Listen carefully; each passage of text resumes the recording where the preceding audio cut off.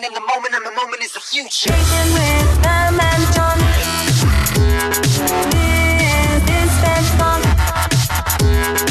Welcome to Spread Talk with Pam and John, also known as The Calm. before the storm. Our purpose is to elevate the conversation and amplify special education resources. And our why is all about the kids. You know, Pam, there are so many organizations and people around Texas who are just making it happen for kids with disabilities. So let's make this a platform to celebrate their efforts, because special education is about making the impossible possible. Pam, how are you down there in that bottom corner? I'm doing Screen fine. on me. Wait, there you go. Now you're on my right. Okay, well, you're, as usual, you're on top of me, so. Whoa! Well, maybe that's above me. Yeah. Good thing we can edit these things. Exactly, let's not start. Yeah. Well, guys, I am so excited that y'all agreed to come on and kind of talk through really almost this serendipitous outcome of, my failed attempt to record a podcast with, both of you and with additional directors from around the state. And we had such a great conversation that day. Like, I had just individual responses from everyone that joined us, just saying what a cool opportunity it was just to talk with each other and learn from each other and celebrate the work that everyone was doing. And Pam and I both were kind of like, hey, maybe wouldn't it be cool if we could get directors out there to just jump on and talk about this stuff? But then from that, the two of you have connected and kind of continued this collaboration and continued this communication. So I'm excited that y'all agreed to come on and talk a little bit about that today. So thank y'all. Absolutely.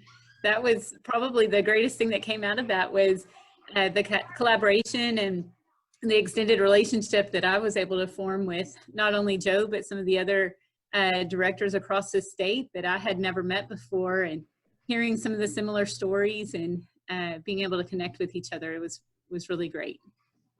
That's so cool. Yeah. And Joe, I appreciate you coming on, bud, man. It was, every time we get together, man, it's just like lightning, it's just excitement of possibility. And so I felt like in our last time together on here, we didn't really get to explode like we always do, with the ideas and the passion. And there was just so many voices to share. And so I was so excited for you to come back on with us, man. Thanks for being here. Oh, thank you. And if I can say anything from the last time, I mean, for me, it was, as Jennifer pointed out, connecting with others, but just hearing what others are doing and have to say during this time was so beneficial for me personally. So I really want to thank you and Pam and Amy for the platform that you're providing during this time. What I think is pretty cool about is you guys went around the state and we're looking at these things, but what you really done is create this platform where you can connect us all, even from home. Without even knowing it, man, you guys were already ahead of the times here. So I think coming out of that and Jennifer and I being able to connect and bring our teams together, man, that's awesome. So yeah, it was pretty cool. That is cool. I mean, I didn't realize you two have connected. So that's really great. Because when John and I talked afterwards, and he said, Pam, I don't think this is going to work. And I said, okay, but let's not let this end. What we got that day, although we weren't able to get it published, was that, really some great ideas from different directors across the state. And it was just nice to hear what people were thinking, what people were experiencing. Even when you were talking, Jennifer, when you were talking about the quality of your art meetings being much better than the face-to-face meeting, being able to actually see parents and actually read them during the Zoom meetings or your teleconference, and how important that was, and how, you realize and your team realized, some things that the parents weren't getting maybe in a face-to-face meeting because we're up against a clock. We let that pass by and think, oh, it's, no big deal or whatever. And I just thought, this is stuff to be shared that, we shouldn't let it go. Absolutely. That's the biggest takeaway that I'm finding from our assessment team as we do these ARDs. Many of our parents have asked if we will continue the online platform for ARD meetings in the future, even after our students return back to school. Although it was probably an option that was out there, it was never utilized beforehand.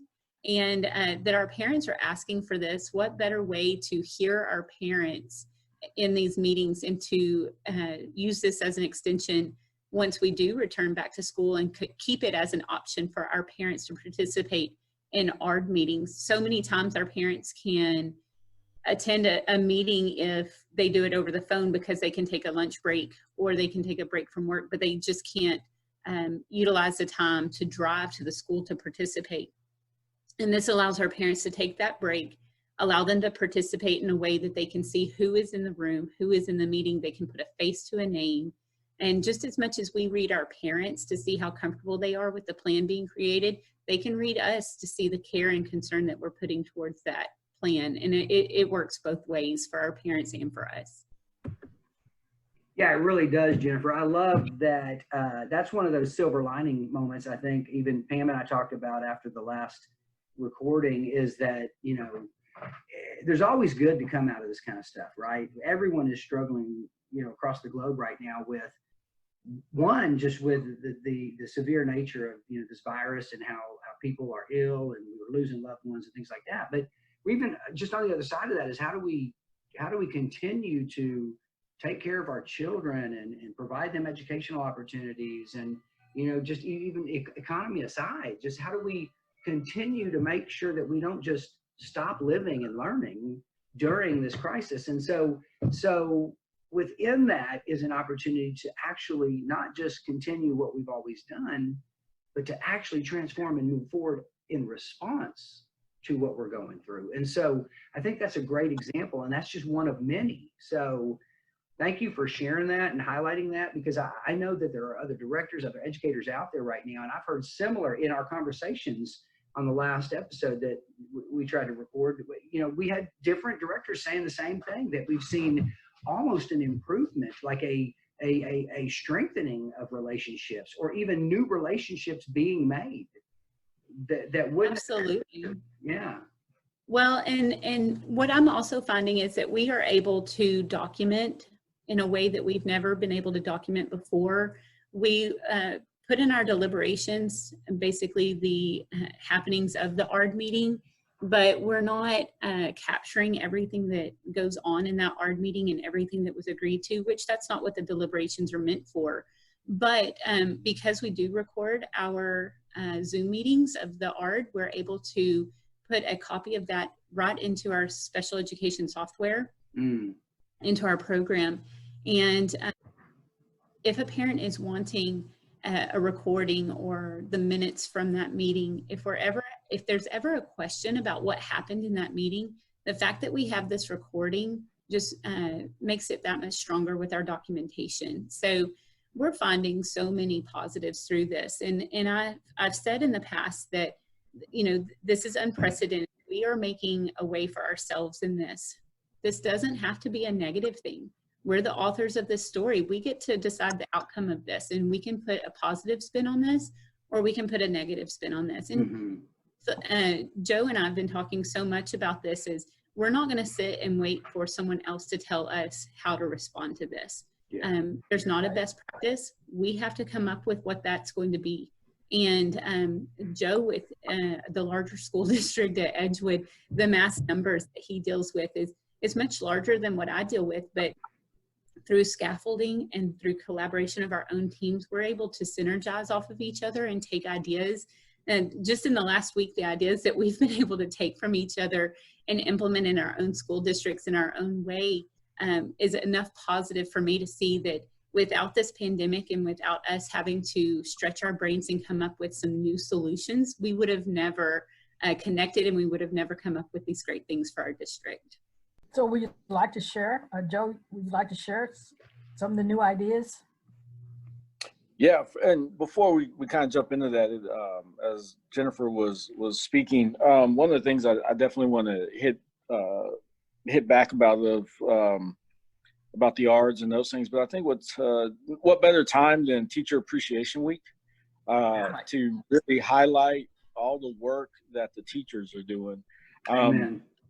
The odds are going wonderful and those things, and same here in Edgewood. But in reflection and looking back over all of this, what an opportunity to look at Teacher Appreciation Week of our special ed teachers are adaptable.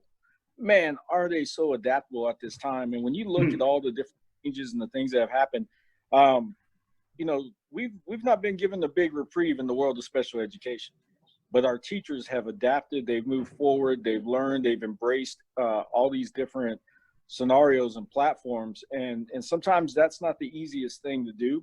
We're all human beings. We all struggle in different areas. Maybe technology is not our strength, but through all of that, to see the teachers come out in the front of all of this and really take the lead and do these things. And we're starting to see different leaders that are out and ahead of all of these things. So I really wanted to get that out there and really thank just all the teachers in the world of special education.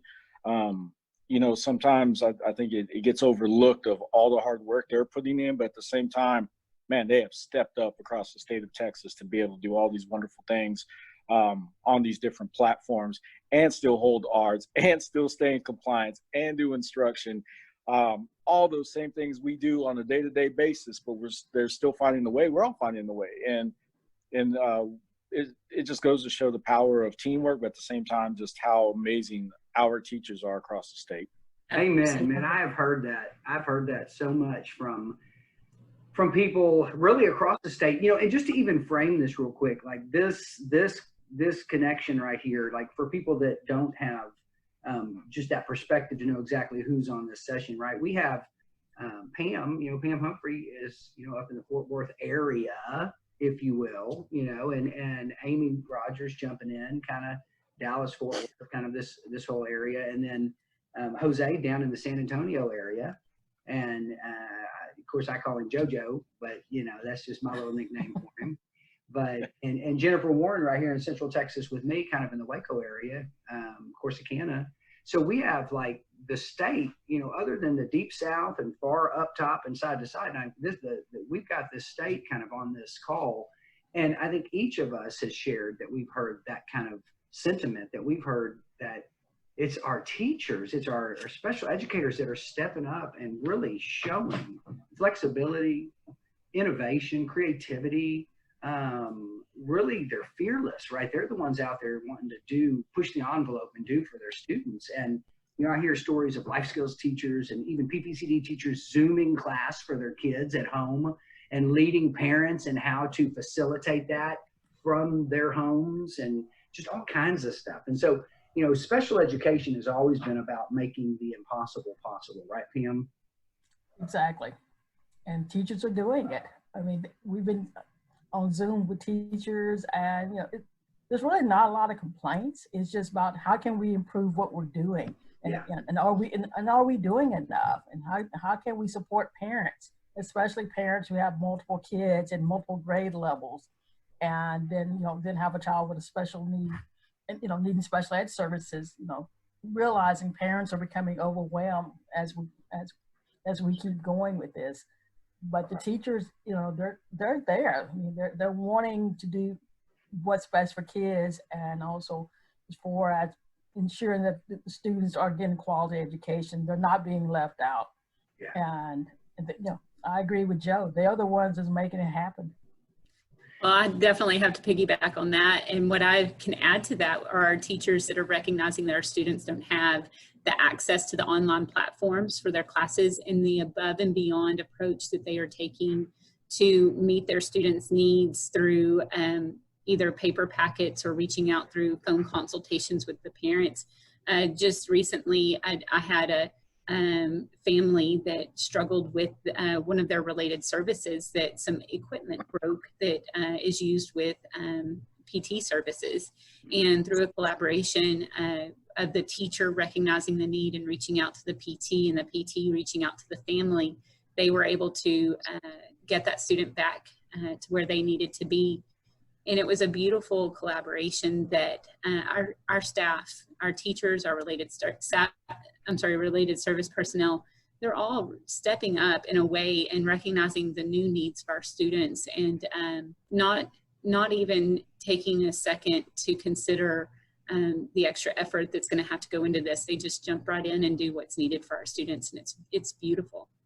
Yeah, I think, when we talk about our teachers, we can't forget about our teachers who are our related service providers as well. And they're a huge component right now through all these different scenarios. The traditional day-to-day school, they're in the classrooms, they're working with our students. So our Edgewood OTs, PTs, VI, O&M, AP, all of that now to provide those type of related services, our speech, we can't forget about them.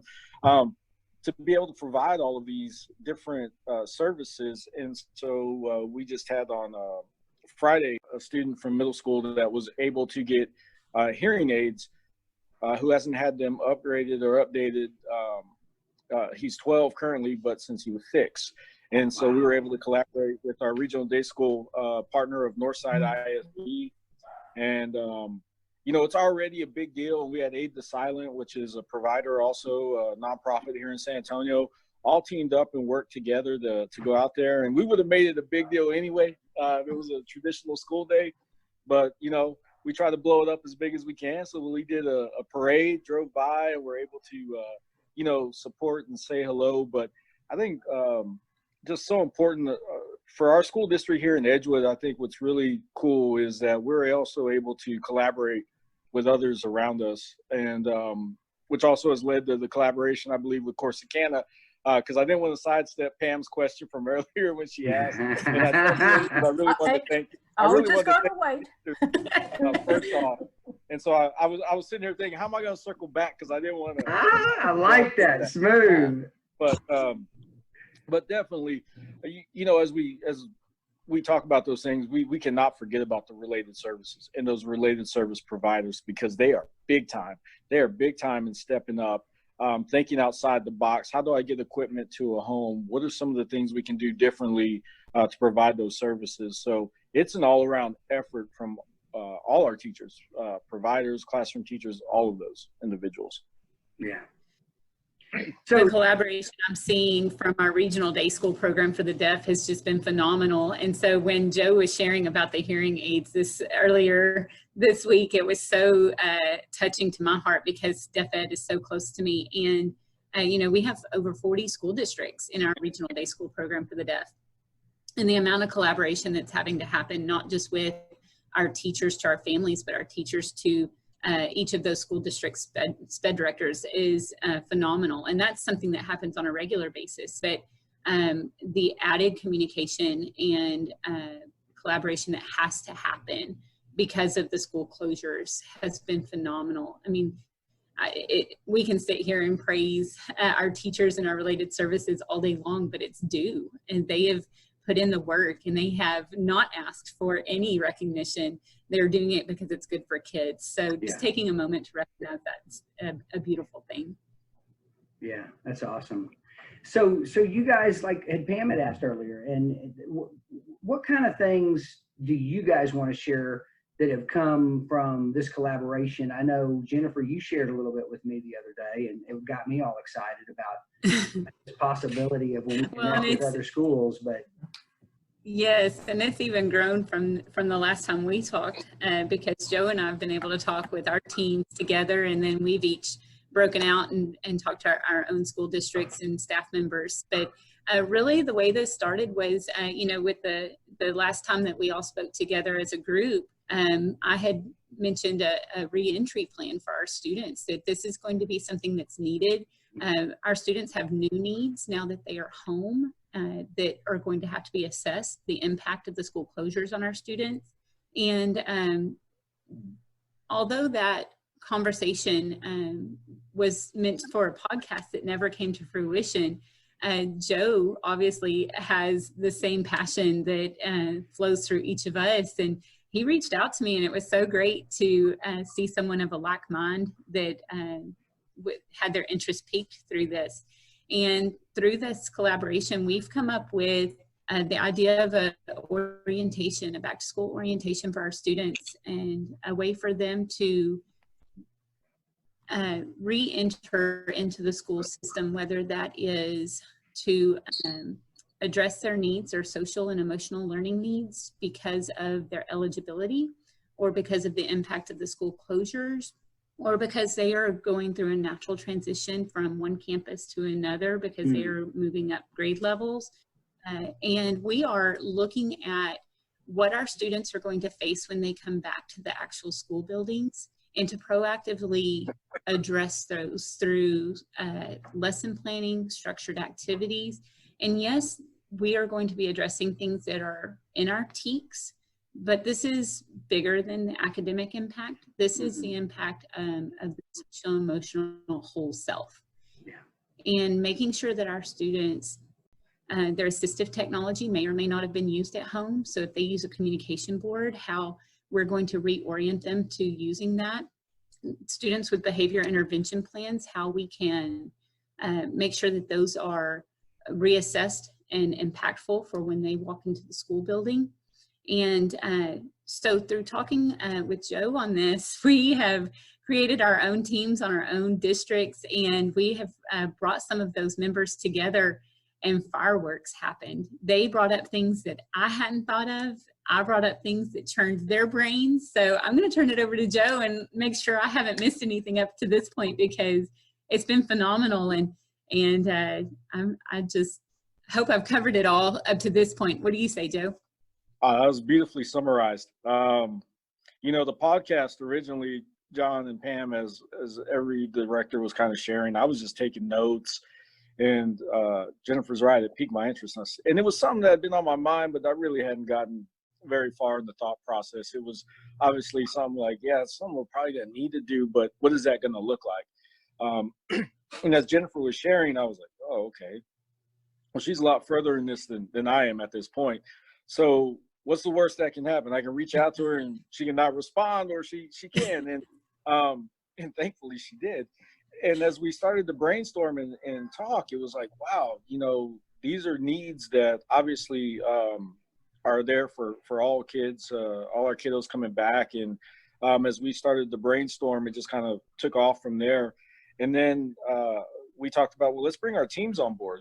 Who are some people you would identify? And I'm gonna give a shout out to my group of Miss Elizondo, who oversees our life skills program, Ms. Gaona, who's our teacher I brought on board, and by the way, Teacher of the Year at her campus. Wow. That's Ms. great. Miller, our 18+ coordinator here at Burleson. And so the idea for me was really, let's keep this a smaller group right now until we look at what the expansion is going to look like. And we were able to meet with the Corsicana team, who are phenomenal. And it's like Jennifer said, the team just kind of took it and ran with it. And so even funnier is we have a team meeting tomorrow with all of us. And it was my team earlier that texted me, Ms. Minner, and said, hey, you know, we're supposed to come up with some things for tomorrow. So after this call, we're meeting, and we'll be ready tomorrow. But even more beautiful in the text message, what they, you know, and this is what really sticks to me about the individuals I'm surrounded by is, man, we got to bring our A game. And they said every day, man, how can you not love that? How can you not love being surrounded by people that want to take the opportunity to learn from one another and really grow and learn from that? And so as Jennifer and I were talking, it's not just about the COVID. It's not just about this at this point. How can we use this that's going to be something we transition into every year? Is it an orientation that you can use?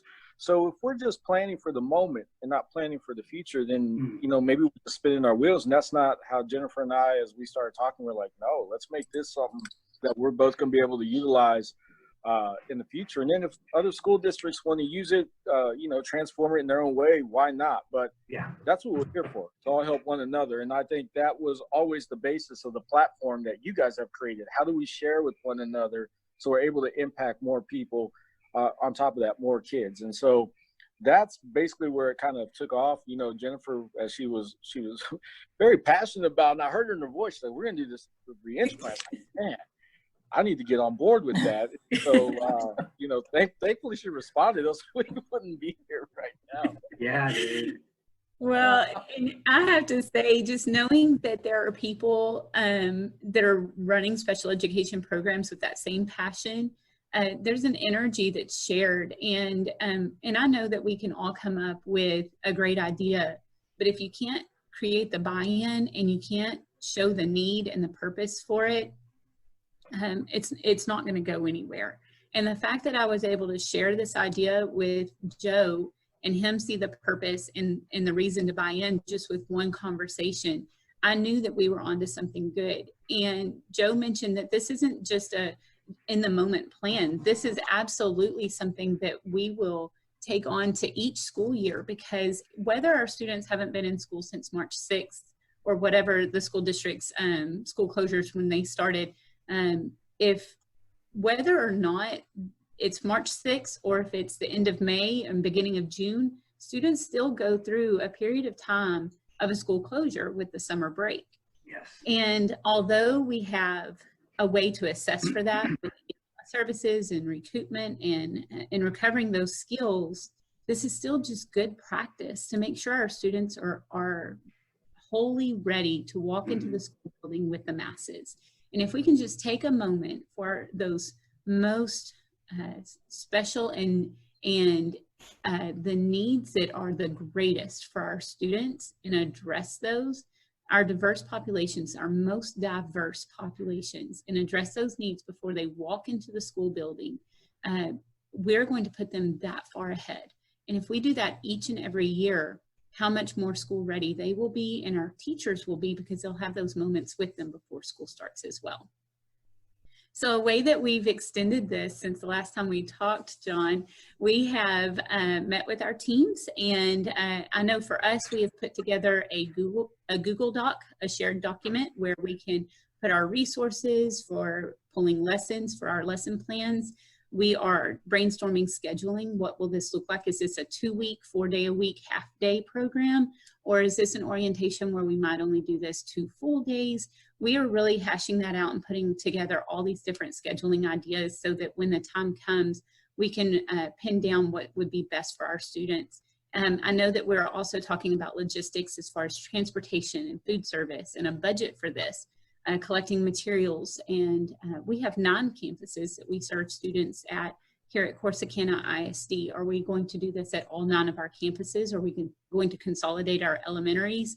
And that there are pros and cons to each one of those. And so our hope is that as we share this out, we don't necessarily put a cookie cutter plan out for everyone to implement exactly the way that I do or that Joe does, but this simply puts a plan out for others to put in their own stamp of creativity and implement in school district to make it fit for themselves.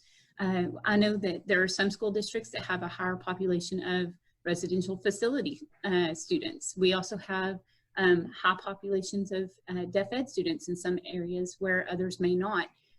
We have related service needs. We're a very rural school district. And if we are rural and someone is looking at this plan from a more urban mindset, they may not have the same needs to address that we are having to address, and vice versa. So the idea is not to take this plan and implement it exactly the way that Joe and I do, but really just collaborate, foster that collaboration so that they see what great things are happening in other school districts and take it and put their own stamp on it and create something for themselves that's good for students.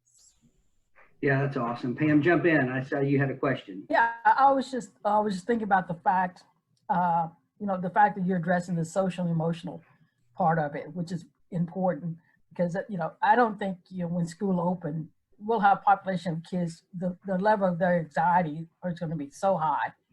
And, and if we don't address that, how do we think they're going to be able to learn? Right. They're fearful. I mean, I know sometimes when I go to the grocery store, depending on how much news I've been watching, it's like, oh God, get me out of here.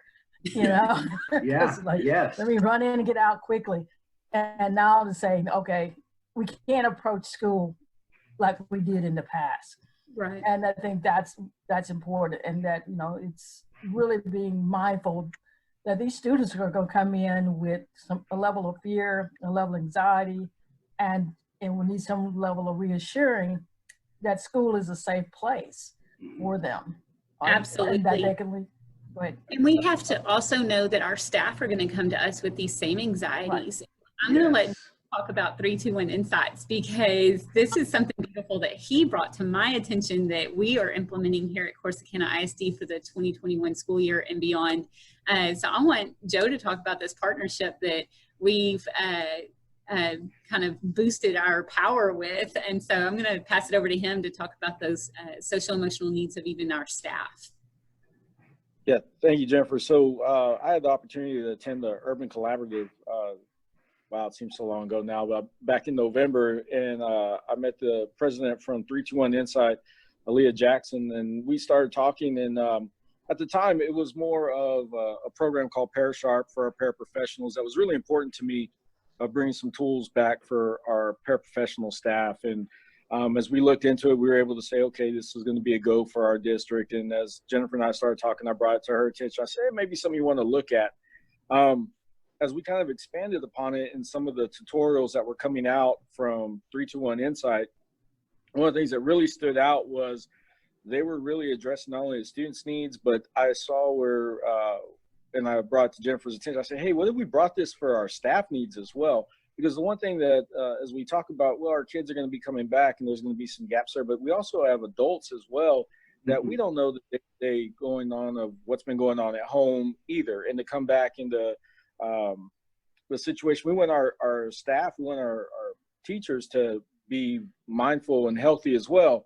And so that's been the other viewpoint that we've brought along to look at how can we address those needs also.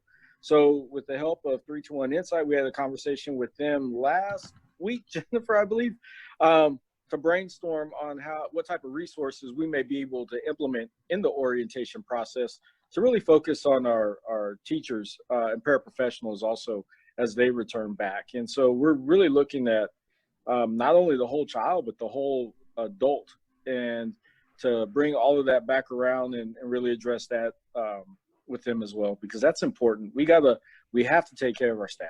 And yeah, I love that, Joe. Yeah. Yeah, one thing that caught my attention with 321 Insights was the fact that they had a statement that said that we're putting some of our highest need students with our least trained staff. And although we provide training for our paraprofessionals that work with our special education students, I can tell you it's not as in-depth as I know that our teachers get trained.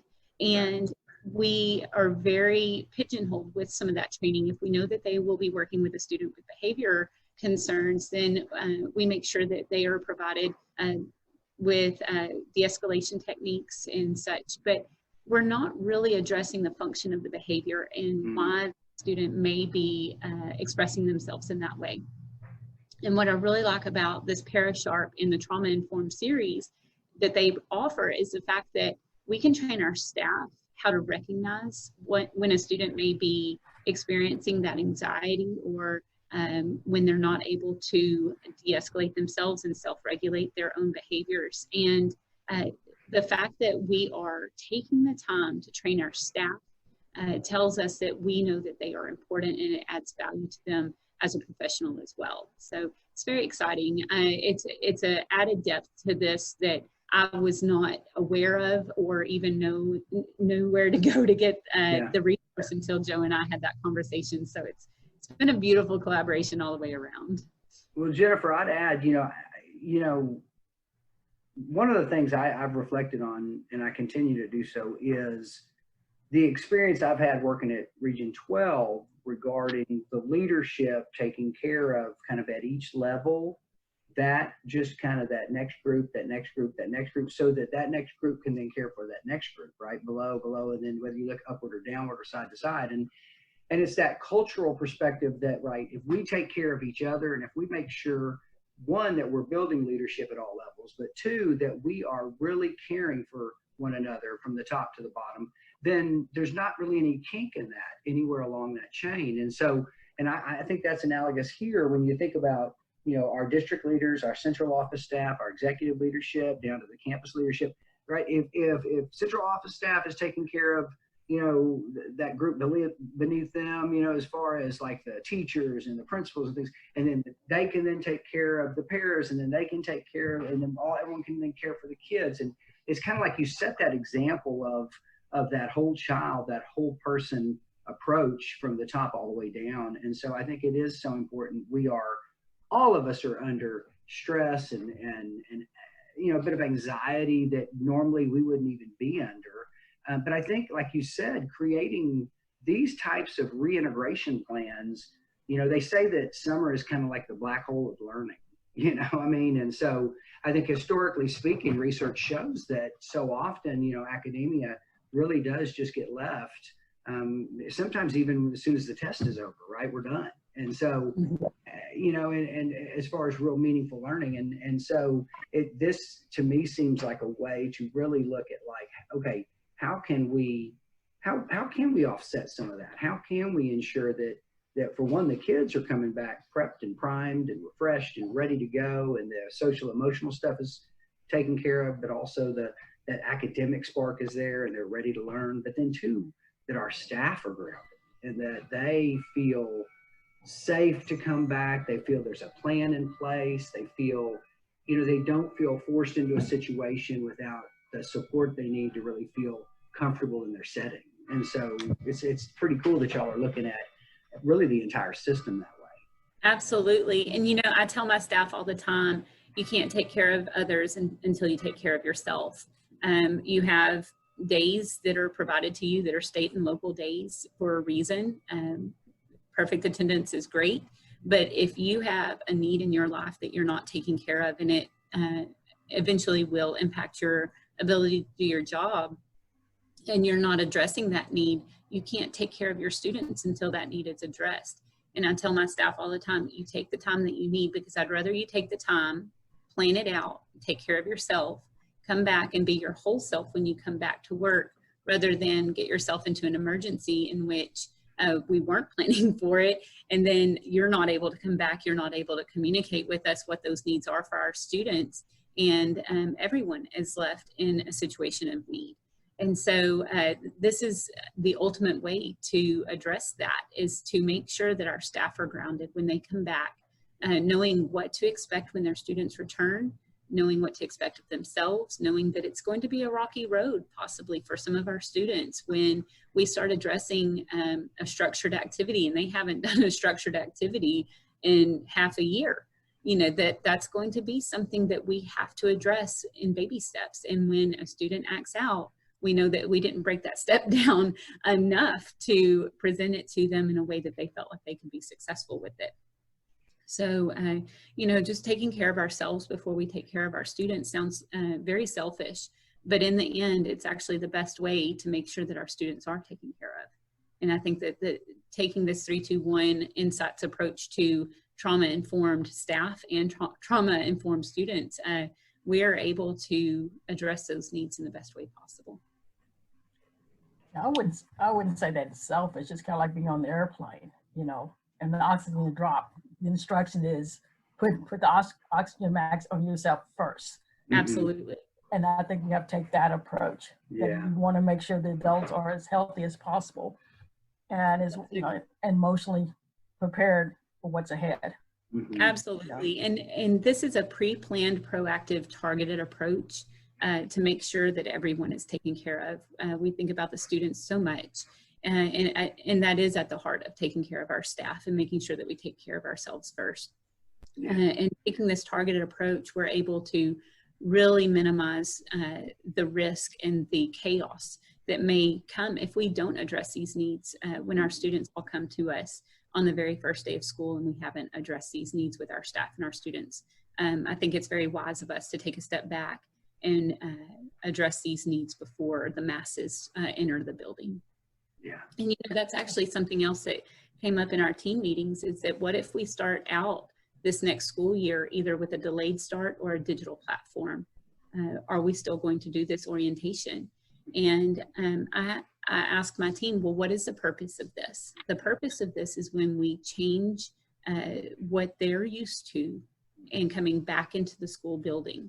If we are asking our students to come back to an online platform after the summer break, do we need to have some type of orientation for them?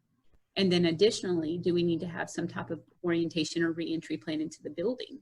And if we ask ourselves that question, I think we're going to find that if we go enter into the next school year with a digital platform, there is going to have to be some type of communication out to our parents to make sure our special education student needs are met. But then additionally, when our students are getting ready to walk into that school building, whether it's on the first scheduled day of school or beyond that, that's when this orientation plan really takes effect, because that's when the different attitudes and the different eligibilities and the different diverse needs come together. And that's when we're really going to have to assess these needs for our students. Yeah, what you're describing, everything I hear is really makes me think of just us becoming kind of more agile, more responsive, more ability to, to adapt, to, tend to the needs of our staff, to make sure everyone knows, hey, you're good, we got you. What are your needs? Let's make sure we take care of those. And on the flip side of that, you'll be able to do that for your students, right? We're almost designing it as such. But it's almost like, listen, these are phases we're going through. And anytime you go through these types of transitions, you phase in one direction, and sometimes it's just not this continuous phase. You have to circle back and look at where you're at in that phase, and maybe start over, or maybe pick up where you left off, or maybe move forward, and really even consider maybe even, like you said, a blended approach to this stuff, because it may be that we start back up in August and that we have some type of a initiative from the governor that says, look, there's still a threat out there, there's still stuff going on, but the economy has to move on and life has to go on. So for those that feel safe, come on back, and for those that don't, schools, do a digital platform. And I mean, I think we have to be thinking through these variances, because the reality is that could be our reality in a few months from now, and who knows how long, and so I everything y'all are describing really is almost like this universal, a global perspective on how to take a system and create adaptability to that system, and allow it to be kind of lean and agile and respond to what comes, whatever that may be, but not feel like we have to know exactly what's coming and plan for that one thing. It's more like, hey, let's look inward, care for one another, make sure that we are all on the same page, open communication, collaboration, and that we know how to proceed. And if we hit a glitch, that we circle back and know, okay, let's regroup, and then we'll move forward. Right. I definitely see this as a ministry versus mission field, because as we minister to our own staff and make sure that their needs are met, like you said, looking inward, then we can look outward to those in our field of expertise and responsibility, and then meet those needs. So it's definitely a time for us to circle in, look at each other, take a collaborative approach to make sure we are okay to accept our students, and then make that plan, turn around, look at what's behind us, whether that's a digital platform or distance learning of whatever nature, or coming back to school on that very first day. And we'll be prepared to approach that situation, whichever one it may be, within our mission field. And so definitely taking that inward approach, and then feeling comfortable to turn around and walk outward to our students. Yeah, I think what Jennifer described and what you did too, John, is it's very much looking at that blended learning and what that's going to look like moving forward in the different areas or different phases. I was taking notes as you guys were talking. One of the things that when you brought up the phases, it really made me think about the instructional continuity plan that TA put out in regard to the different phases. And so kind of my mindset went in, okay, let me look at these phases a little differently, and I'll probably reflect on that after we get off this podcast. What I wanted to also is, and how can you not get excited when Jennifer's speaking, man? She gets you excited because it makes you just really start to think introspectively about all that can be done.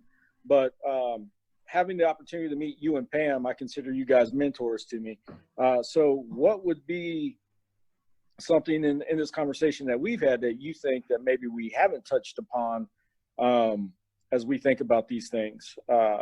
Sometimes as you have conversations with one another, you think, and you bring other people in, and you think you might have covered it all, but in having the conversation as well, maybe there's some that you guys have thought, hey, that could be kind of cool if they did this, or brought that to to our attention. So as mentors to me, you guys I want to hear from you all what you two think.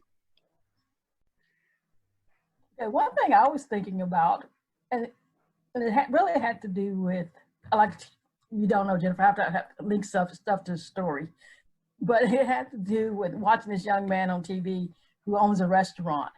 And so they opened up, but his level of fear, because he could not control the social distancing. This guy looked like he was in his 30s, young 30. He's the manager of this restaurant, and he's like, you could just tell that he was pretty much emotionally whipped because there was something out of his control. And he was also concerned about his customers and not wanting them to get sick. You know, everything that we worry about with this virus was on the shoulder of this young man.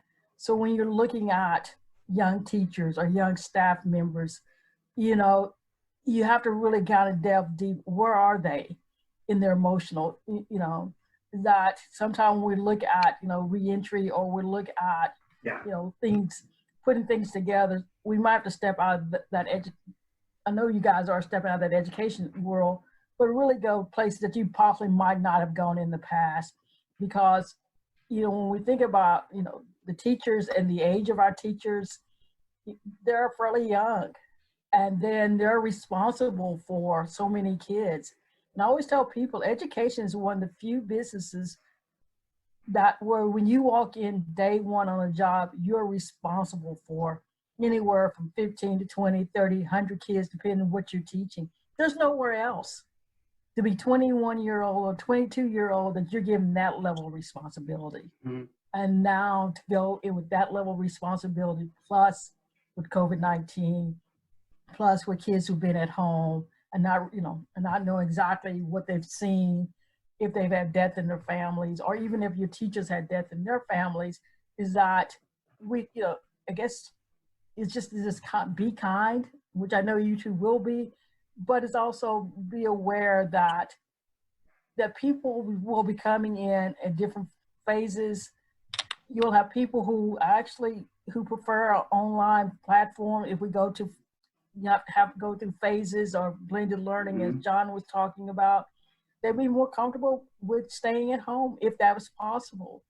You know, it's just going to be, you know, everything's going to be, okay, I'm not going to say tipsy-turvy, but topsy-turvy, I guess that's the correct word, is that just going back to being mindful that when we're looking at our staffs and we're looking at the age and look at the experience, just another story reminded me of was my daughter came home and she called me and she was pretty upset.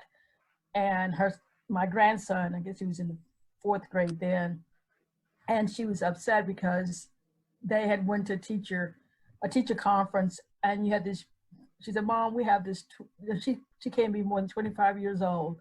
And the teacher broke down in tears because she was trying to assure all the parents that she would try to keep their kids safe if there was an active shooter. And so you see that we're putting that pressure on teachers. Now, forget the active shooter. Now we're saying we have this virus. Mm-hmm. We don't, which we have, right. We have no control over. There's no active virus drills, you know? And so it's like opening up those conversations about where their teachers are emotionally and what do they fear, and just, you know, have that honest platform so where they're able to share what their thoughts are, what, you know, what their fears are, you know, even their recommendations to help each other. Yeah. Because this is going to be a tough time for people to come back to campuses, especially elementary campuses where you know kids tend to get sick. Yeah. More. I mean, that's just not uncommon. So, yeah. You know, just that. I think that's all I would say, Joe. I'm not sure if that's good advice, but that's the mother in me, the grandmother in me would say that, and been adopting this Teacher Appreciation Week, and I've adopted, you know, a young teacher, and, you know, I'm just sitting there thinking, wow, and she's teaching kindergarten, which is something I would never do. But I did. Pam, as my mom would say, motherly advice is the best advice. Yeah. Amen. Yeah. That's So right. just be mindful that, you know, this is not going to be typical, and we should be able to dialogue with people Yeah. about where they are emotionally and what their fears are. Mhm. And even, you know, having a platform for those who don't want to share it publicly, but privately, of what's going on, because we don't know, you know, what's going on, because some people don't share. I'm one of those sometimes. So, you know, just as you look at your reentry and preparing for, you know, especially for your staff, that they know it's a safe place. Mhm. To be honest, there's nothing wrong about being fearful. Yeah. There's nothing wrong about just saying, I'm not sure if I can do this. I want to do this, but I got to get over what I'm fearing, you know, what's going on inside of me. So that's what I have. I would, you know, and I think that's great advice, and that's Mama Bear right there. You know, just so you know, me and Amy and Pam, we all came up with what our animal was going to be. I don't even know if I remember what mine was, but I know you were don't know. Mama Bear. Yeah, it was Mom. Yeah, my spirit animal. Spirit animal was Mama Bear. I don't know. Yeah. I don't remember what I was, but no, you said I was like a cheetah, right? Yeah, something. What Yeah, you said, John, because you're like always on the move. You never stop. exactly. Slow down. You're always on the prey. And yeah, I can't remember what Amy's was, but anyway, was she an owl?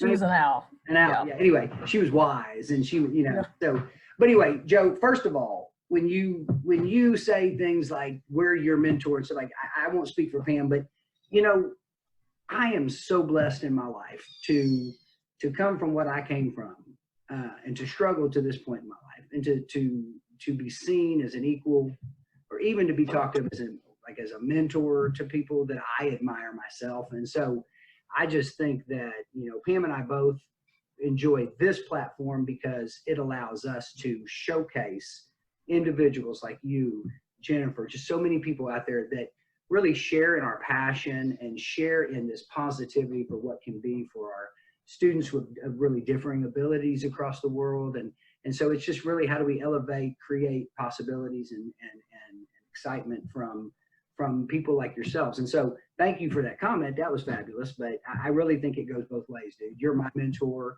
You know, Pam is my mentor. You know, and I'm a crazy person. I think if somebody's Jennifer mentors me. Like, I learn stuff from her every time I talk to her, and she and I get going. Just, it's crazy. It's that synergy. It's that energy that starts going with ideas when you connect with the right people who want to like dream up to make things better. And so, but you know, I turn to my kids the same way. You know, Mia, my 13-year-old, my 12-year-old, like, man, I steal ideas from them every day. You know, because like they have these novel ideas. So I think it's about, you know, I love that, like, just not being closed off, right? Being open to the fact that everyone has something to offer, right? Everyone has a novel idea and something to share. And sometimes those ideas are the ones that are offsetting to us in some ways. Or sometimes, you know, like I'll get a comment or something that I get resistant to in my immediate response.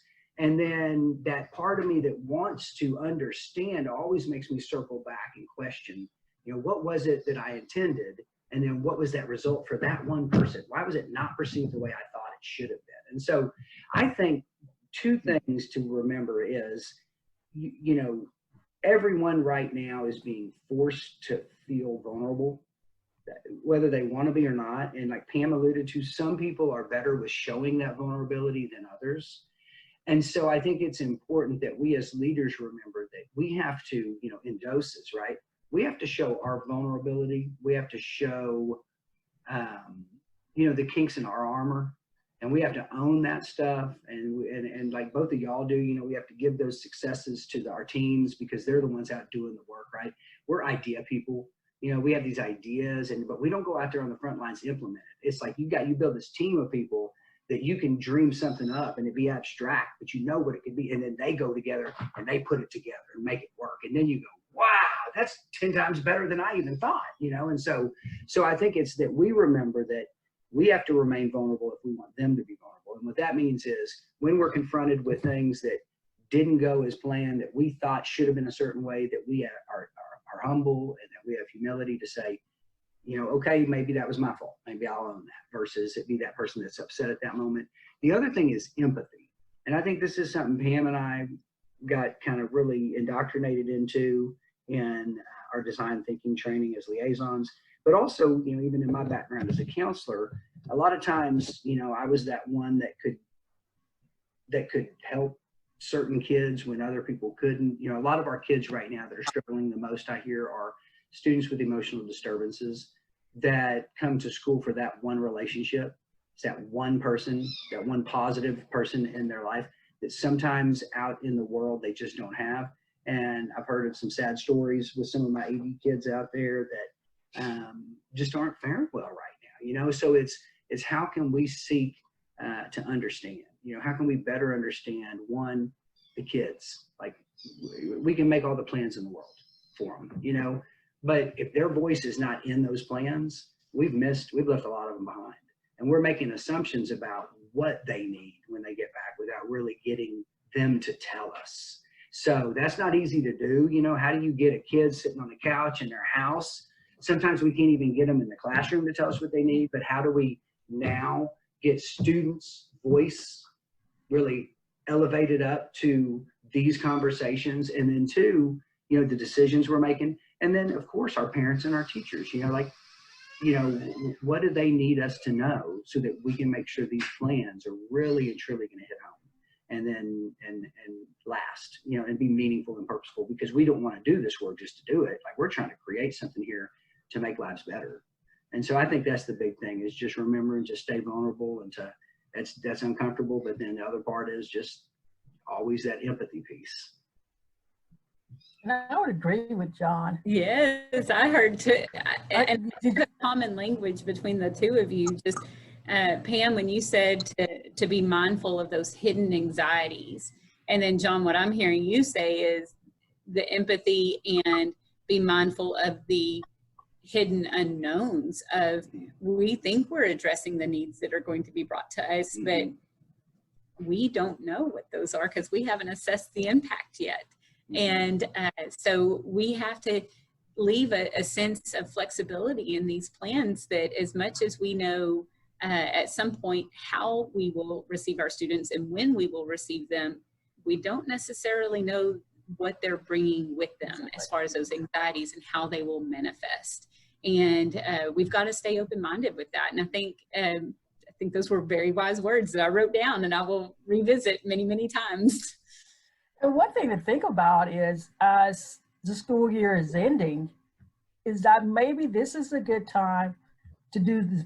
You'll have your teams meeting, but also some pre-work with your families, and start asking the question, because this is actually maybe the time you might have the opportunity now to really, have to host some Zoom meetings and just give parents inputs about, what their concerns are about kids coming in, coming to school, or even for your older students, or even your younger students. It doesn't really matter with age.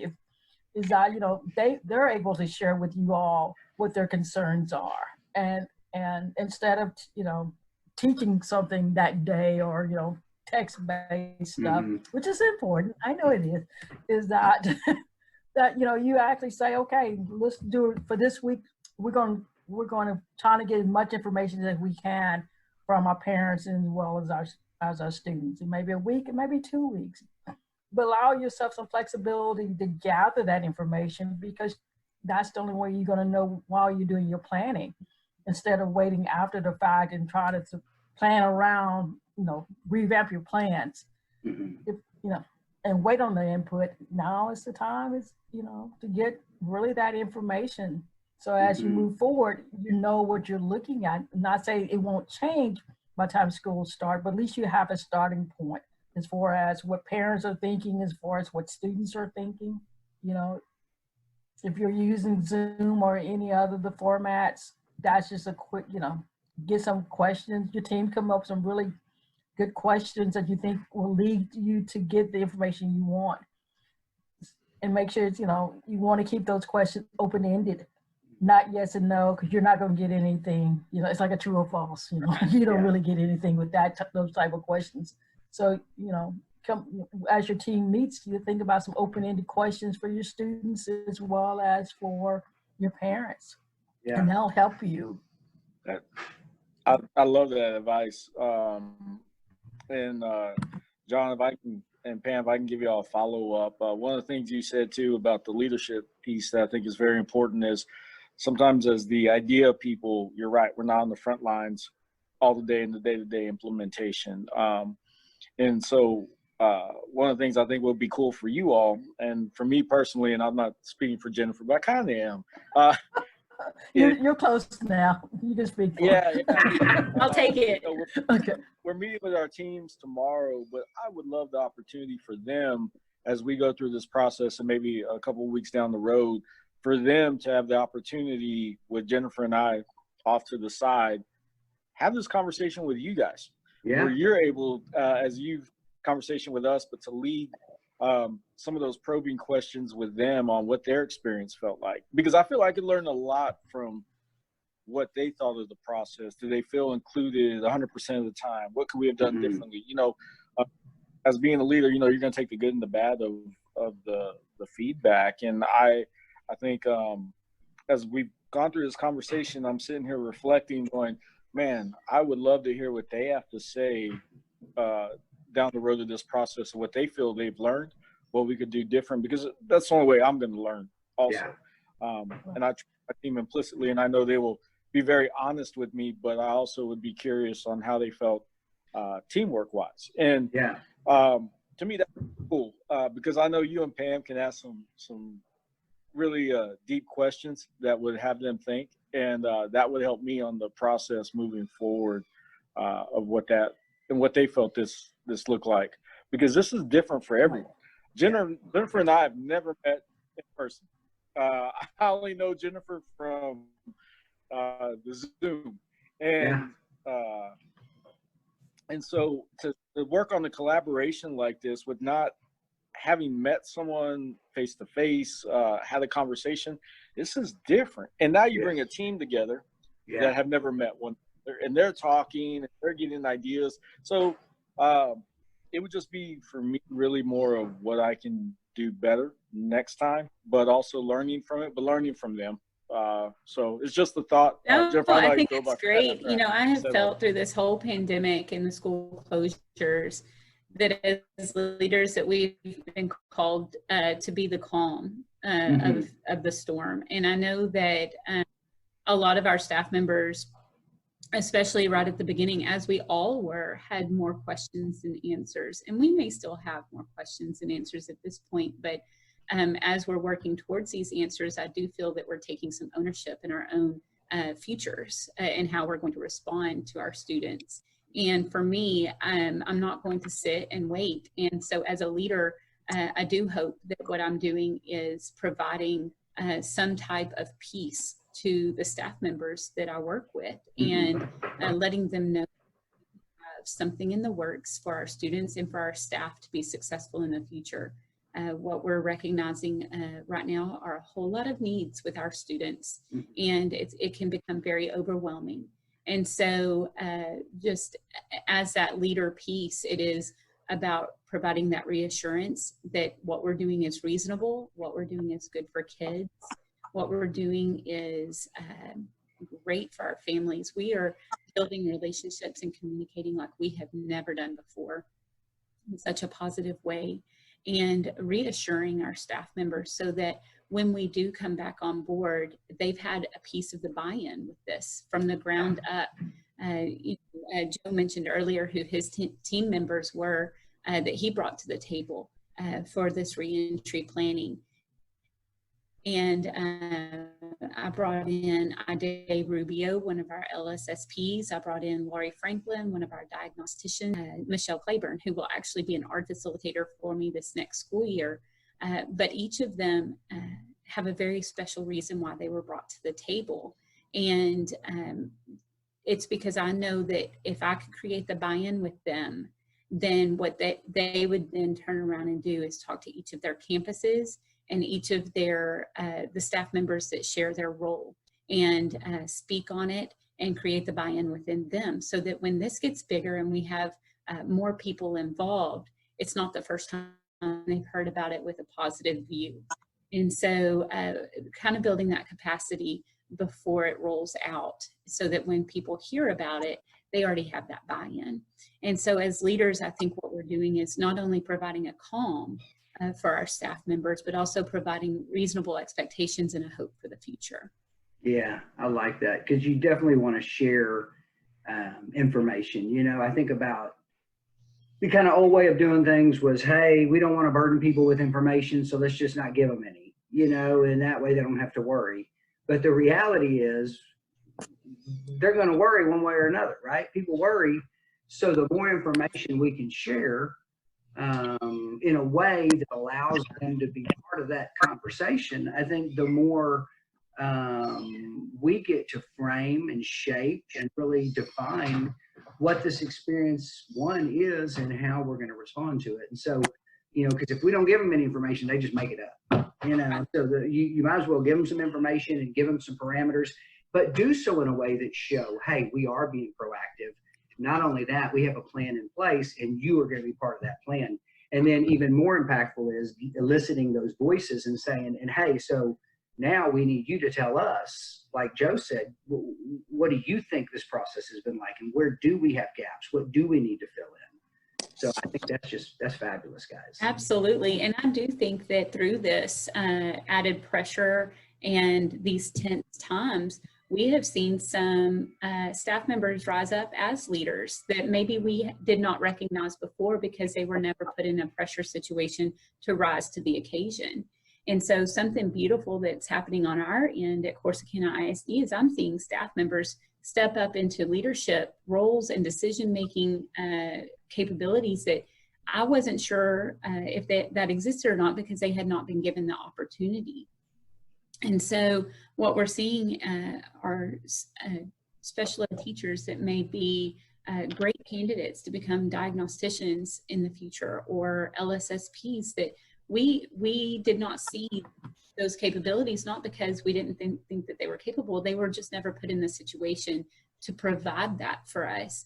And because I'm over other special programs such as dyslexia, I'm seeing that with those therapists as well, the decision making and the outside of the box thinking on how we can reach our students through this pandemic has really shown me that it's okay to take a step back and let others take the reign, because they are the ones that are in the front lines and they see the needs of those students, and they're not asking permission. They're doing what's good for students out of instinct.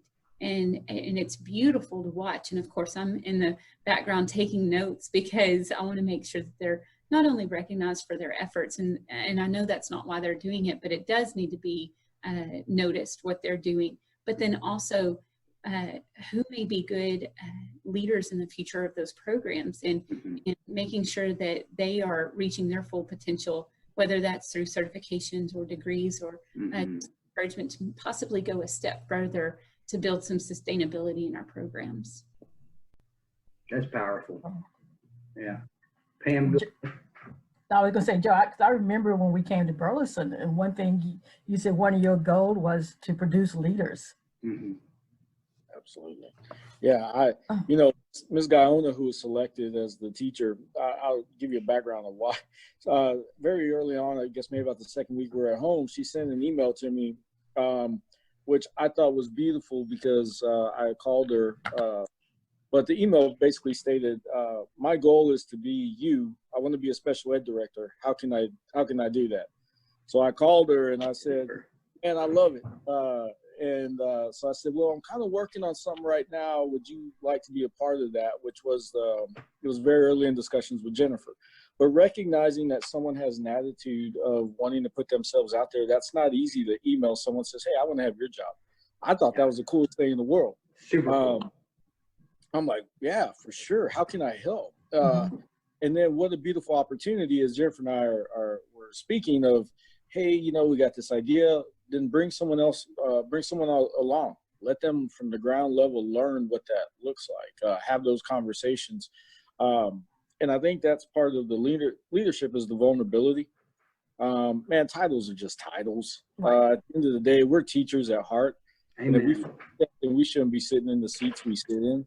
And so our job should be to lift others, guide others, mentor. At the same time, they're going to mentor me. And that's what I find so beautiful about this, is that if we can build the future leaders that may stay here in Edgewood, maybe they go somewhere else, but they learn from that to help other kids and other adults. That's the beauty of it all. And so that's what I look forward to the most in these collaborations, is learning from others, but at the same time bringing in others that maybe wouldn't have this opportunity, so they can learn as well, and they take that and grow from that to be the future leadership wherever that may be. And I hope it is here, and that I'm hopefully building where the next evolution of those leaders is here, but can branch out anywhere. So I thought that was the coolest thing when she reached out to me, and I said, "Hey, if you got any other friends that want my job too, let me know."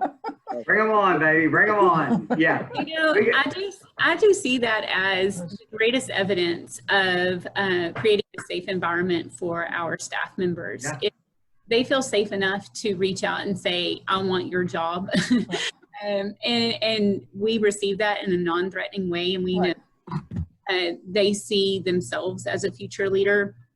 Most likely they're already leading in some capacity in their current role. And I certainly would never want to be the ceiling to that. And so as we've had those at Corsicana do the same thing, reach out to me and say that there's a portion of my duties and responsibilities that they're interested in learning more about, so that possibly they could do that in the future. I see it as a huge compliment. And there's a sense of responsibility that comes with that. And there is that fear that you may train someone to leave, but like Joe was saying, that means that they're leaving to impact students in another school district or another region. And if you keep building your leaders and you keep building a group, each generation of teachers that come through, you're going to lose good people to go and do good things at other places. But you've got another group coming up. And as long as you keep building that each and every year, you build that sustainability, so that if you even step away, that the machine will keep running on its own. Mm-hmm. And recognizing who those leaders are and their strengths and responsibilities that they hold, and being able to implement that in a leadership role is beautiful. And I think, Joe, that just shows the evidence of your safe environment that you've created for your staff members, that they felt comfortable that she could email you and say that's what she wanted. And then the affirmation of that safe environment, that you didn't respond with a threatening manner, that instead you supported her and provided her an outlet to get involved. I think it's beautiful.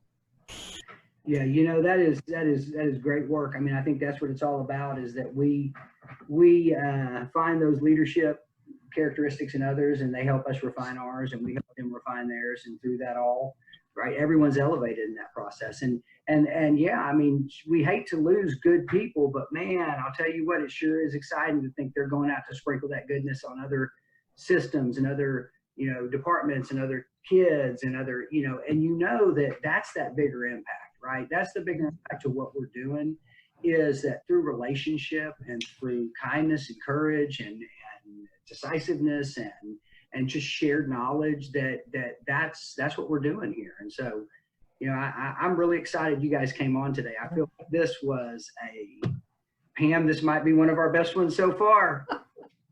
I know, John, they're always, our best ones. I'm always so ramped up and excited at the end of our podcast. But today was special, guys. Jennifer and Joe, thank y'all. Pam, I see you got one last. What do you want to? Yeah, I was just going to say to Joe's question, if we would come on and meet with their team. The answer is yes. We're not ignoring your question. It's like, oh, they keep talking, but they didn't answer my question. We got to get with our people. Yeah, the answer is yes. Yes. I love it. I appreciate that, and I think they would appreciate that as well.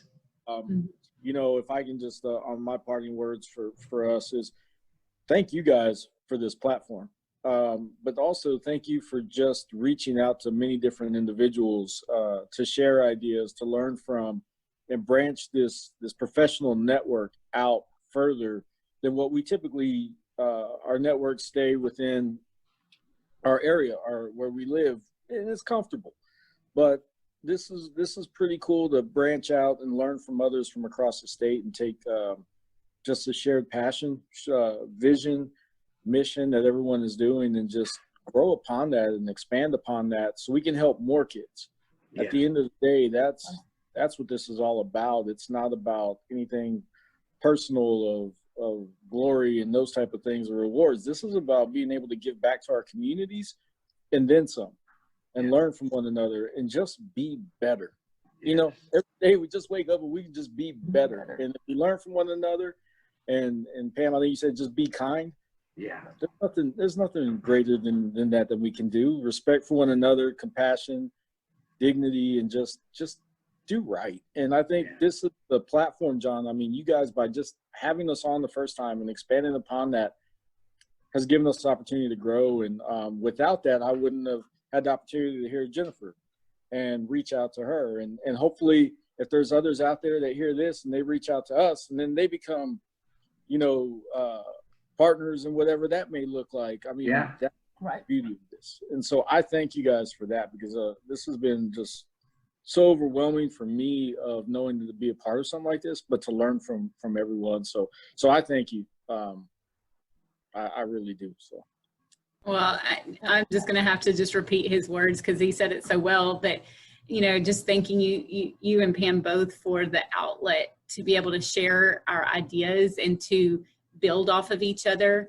Our ideas are only as good as our own experiences and the creativity that we can put into that. But when we start sharing our experiences and sharing that creativity, just building on those shared experiences to build something even better than what we could have done on our own, and the collaboration that happens with that is the goodness that comes out of this. And just remembering that we have amazing staff that work for us to reach out to the front lines of the students. It's a phenomenal thing.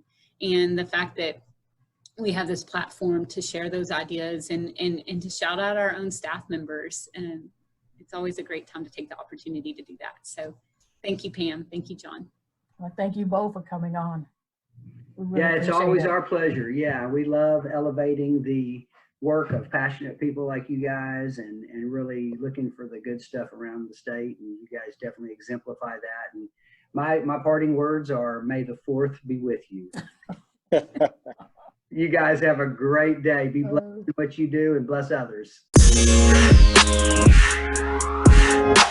To continue to elevate the conversation, hit us up on Twitter at SPEDTalk 2020, where you can find links to all of our episodes and each of the resources that we discussed today. John, also links to the resources will be available at our podcast site. And if you found these resources helpful, be sure to share them with a friend, because information should always flow through us, not to us. That will do it for this episode of SPED Talk. And remember, courage creates culture and kindness keeps us connected. Until the next time, I'm Pam. And I've been John. And this is SPED Talk.